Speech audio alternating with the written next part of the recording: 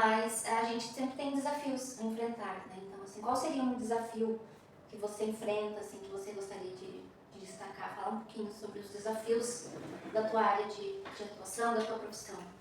Eu ia dizer da profissão, né, porque hoje eu estou coordenadora, mas né, eu sou assistente social, sou um profissional de serviço social. Eu acho que assim, um ponto delicado, mas sempre necessário de abordar é a desvalorização profissional, né, que a gente tem aí a nível de município, de estado, até mesmo a nível nacional. Por mais que a gente esteja lidando aí com a questão do piso salarial, do assistente social e tudo mais, né, a gente tem uma desvalorização, a gente tem a questão de não ter hoje, né, o nosso plano de carreira, de acesso de cargos e salários, os incentivos às titulações, valores bem abaixo do que deveriam ser, né, porque a gente se qualifica, a gente investe em cursos, na própria carreira, né, e queremos esse reconhecimento, e então, assim, essa desvalorização é uma coisa que desmotiva, né, um pouco também. A sobrecarga de trabalho, né, também, a gente hoje está numa sobrecarga porque estamos com um déficit de trabalhadores, né, a gente teve recentemente um concurso público, então tivemos trocas onde várias pessoas que trabalhavam como seletistas saíram e foram vindo pessoas do concurso, o quadro ainda não está completo, essa é uma cena que está ocorrendo, não é de agora, já vem de tempo, não é de determinada gestão ou tal, vem faltando profissionais há muito tempo, né? Então essa sobrecarga de trabalho, ela impacta no coordenador, na equipe técnica, nos demais trabalhadores, gera uma frustração, gera muitas vezes uma revolta, porque a gente precisa, para que o trabalho seja desenvolvido, a gente precisa da equipe mínima completa, né? Existe uma equipe mínima para isso que foi pensado a Nobre RH nesse sentido, e a gente precisa dessa equipe para poder executar o trabalho de forma eficaz e eficiente, com efetividade, e também porque as cobranças sempre ocorrem, vêm a nível nacional, estadual e municipal, mas a gente também precisa entender que muitas vezes a gente não dá conta daquilo que está muito além, muito aquém do nosso poder de mudar isso, né? E muitas vezes a gente justifica, inclusive, né, assim, quando não conseguimos atingir determinadas metas ou realizar determinadas ações por falta mesmo de profissionais.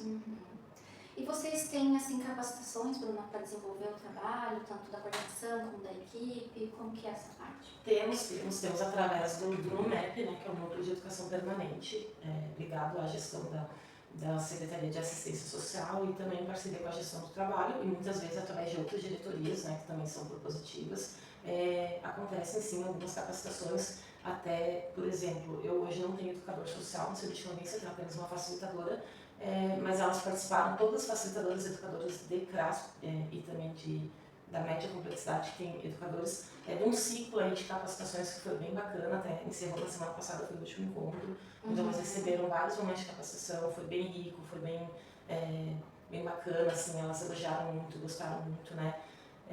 Os trabalhadores novos, como a gente teve essa leva nova que chegou do concurso público, eles sempre passam por capacitação introdutória do SUAS, né, que é para a gente apresentar os serviços, os protocolos, porque por mais que a gente tenha documentos nacionais que norteiem o nosso trabalho, a gente tem que ter também fluxos internos e protocolos internos, né, que mais ou menos nos orientam o nosso fazer. Então, sim, as coordenações também, inclusive hoje estamos com 3 colegas realizando um curso, né, dos 8 CRAS, no município 3 foram contemplados para participar do curso em Balneário Camboriú também, que é um curso muito bacana, né, que está ocorrendo.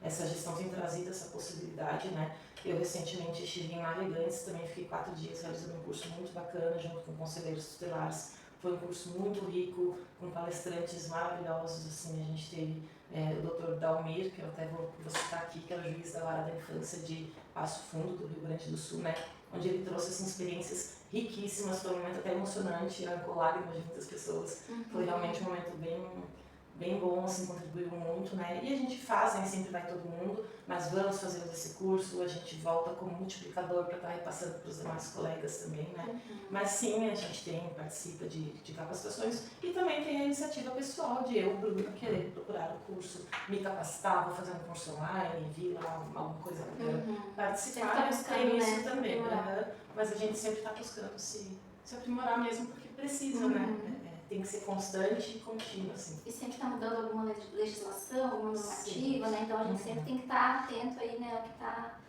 as atualidades, né?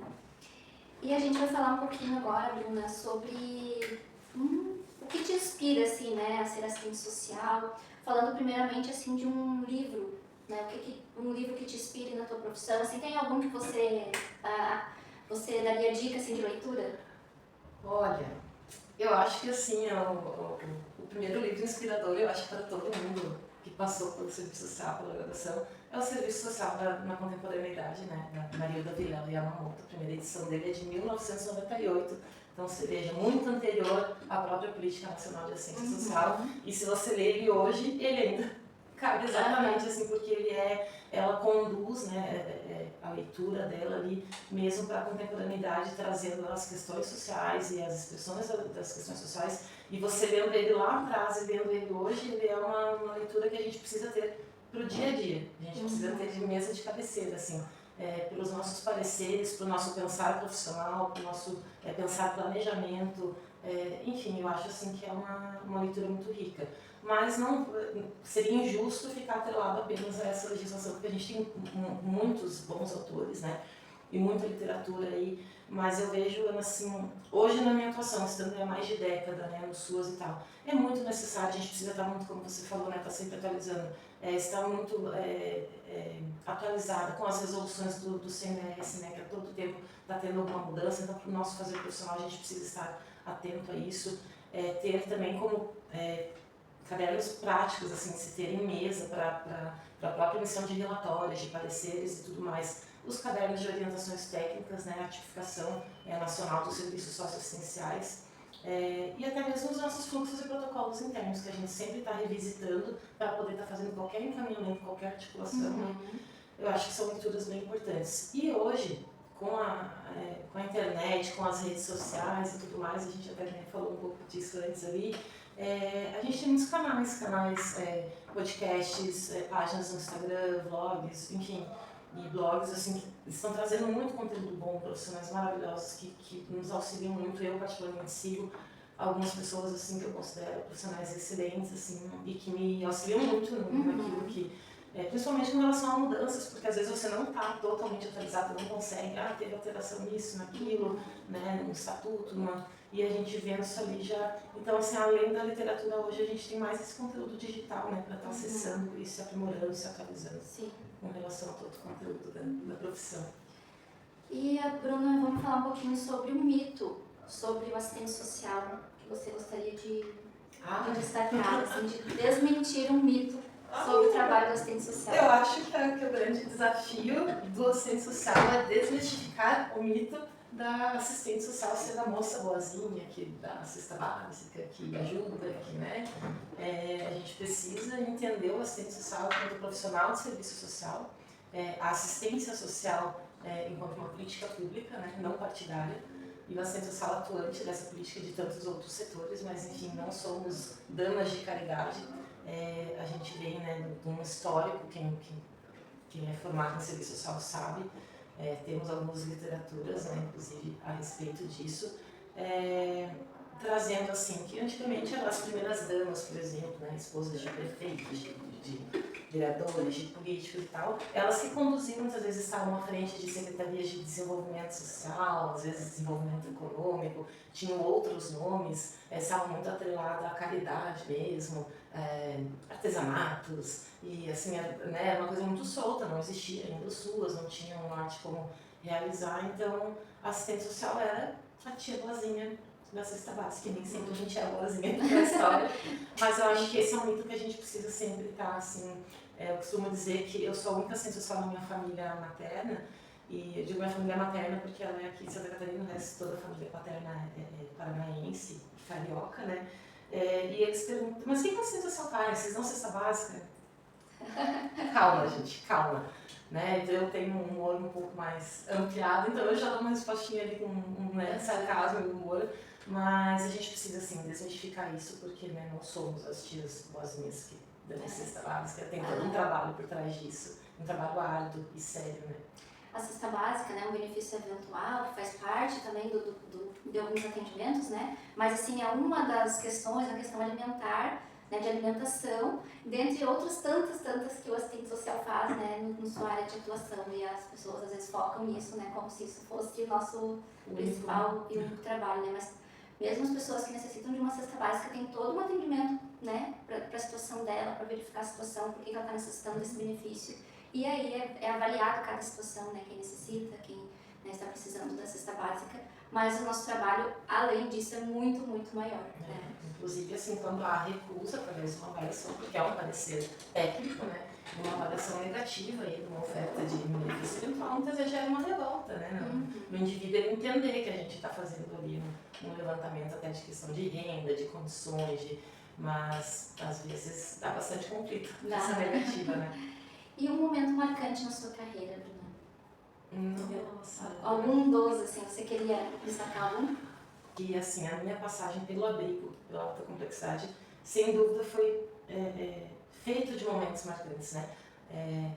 Você esteve comigo por um tempo, né, viveu isso também, sabe do que eu estou falando. O abrigo marca vidas, né, não só dos acolhidos, mas dos trabalhadores também.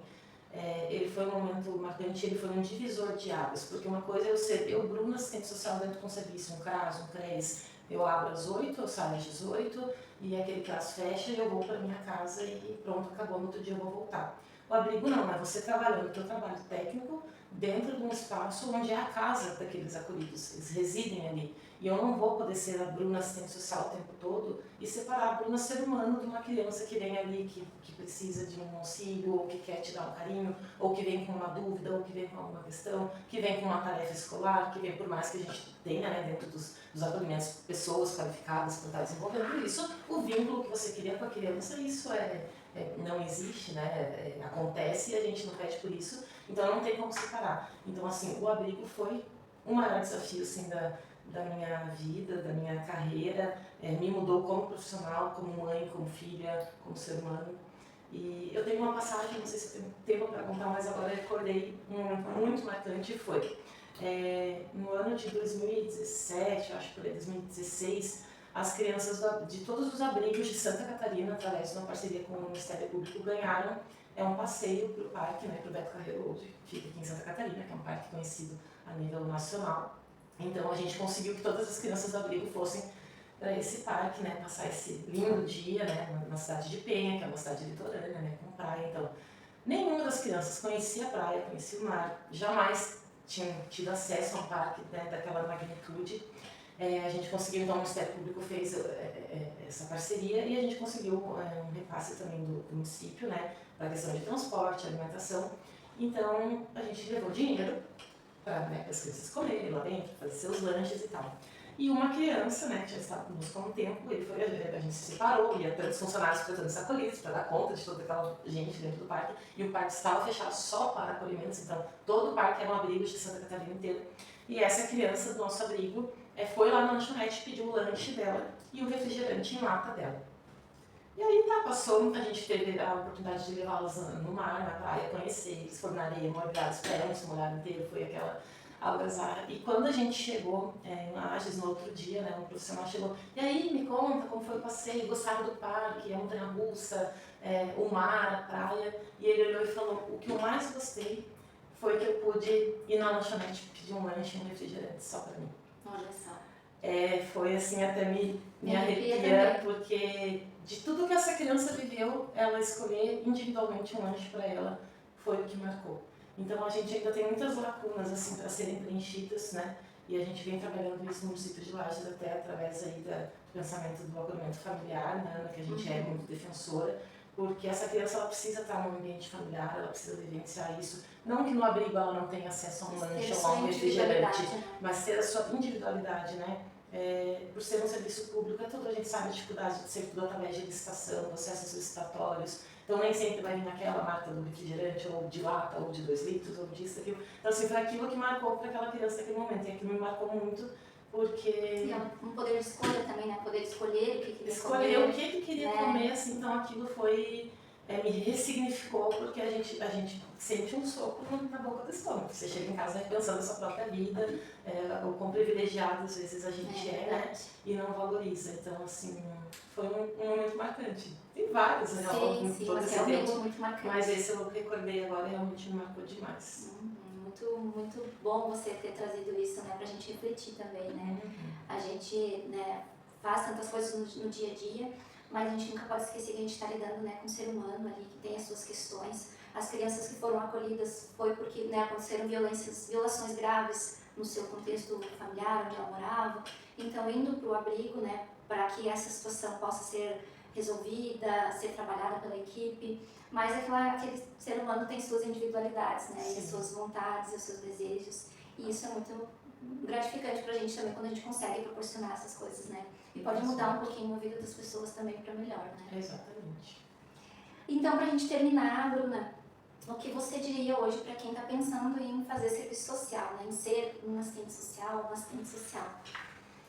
Então, eu diria assim, primeiramente, valer um pouco a respeito, entender o que o profissional de serviço social faz, o que é o serviço social, compreender a profissão, buscar assim, referenciais teóricos para estar entendendo e compreendendo isso, e ver se realmente é aquilo que você quer.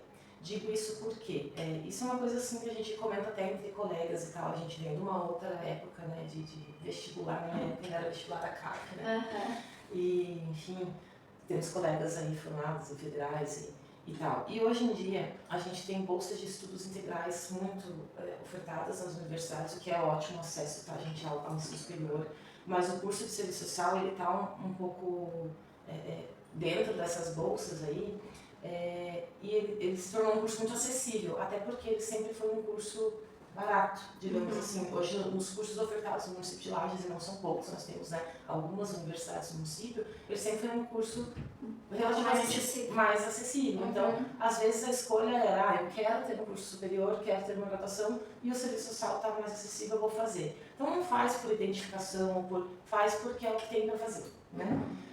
Então, assim, não façam isso, porque isso a gente acaba formando aí profissionais sem perfil, muitas vezes, colegas, né, sem perfil, e profissionais frustrados, porque eles vão se formar e não era aquilo que eles queriam. Então, assim, vão ler, vão entender, né, conversem com profissionais, a gente tem aí uma leva muito grande hoje de assistentes sociais no município, né, em vários setores, inclusive atuando em vários setores, e não só no setor público, como no privado, nas OSCs. Enfim, assim, converse para ver se você se identifica com algum ramo, né? Não precisa necessariamente ser dentro de uma política pública, mas eu acho que buscar saber isso para não querer parar ou lá no meio do curso ou se formar e se tornar essa pessoa frustrada ou sem perfil para atuar, porque essa falta de perfil e essa frustração vai impactar no atendimento que você vai prestar para o usuário lá na frente. Sem dúvida. Muito bem colocado, uma reflexão bem importante de fazer mesmo, porque uma vez que você assume um compromisso, né, no trabalho, você também tem que se dedicar a ele, né? Exatamente. E às vezes não era realmente o que a pessoa queria, acaba conflitando, né, com o propósito lá do equipamento de trabalho também. Mas então, para a gente encerrar, vou agradecer a Bruna, né, por todo o seu conhecimento transmitido aqui. Uma profissional muito dedicada ao trabalho que faz, já há muitos anos na assistência social. Obrigada por ter aceitado vir aqui conversar com a gente, para que outras pessoas também conheçam um pouco do seu trabalho e também do trabalho que é realizado por assistentes sociais, né? O objetivo desse canal também é isso, né? Que mais pessoas conheçam e valorizem, né, e saibam da importância que tem o nosso trabalho, claro, de outras categorias também, mas aqui focando mais, né, para a área do serviço social. Então, muito obrigada, Bruna. Desejamos sucesso aí para você na sua caminhada profissional. Obrigada, eu que agradeço o convite, né, agradeço a iniciativa, parabenizo, né, a iniciativa de estar trazendo isso assim, nesse canal do Serviço Social Serrano. É uma troca muito importante, acho que a gente tem grandes profissionais ainda para estar trazendo aqui, estar contribuindo, né, com o canal, porque a gente precisa disseminar essa informação, é importante a gente ter essa troca, a troca de profissionais sempre nos enriquece, uma coisa lá que um colega fez e deu certo, uma experiência exitosa e tal, então é sempre muito, muito rico. Então eu te agradeço, né, pela possibilidade e oportunidade de trazer um pouquinho da minha carreira, da minha jornada e dizer que eu estou à disposição, né, sempre que precisar. A gente está por aí, a gente sempre se cruza na assistência social da vida, né, e em tantos outros momentos também. E assim, muito obrigada mesmo. Muito proveitoso. Era isso, foi muito bom conversar contigo. Obrigada. Então, até a próxima. Tchau, tchau. Tchau.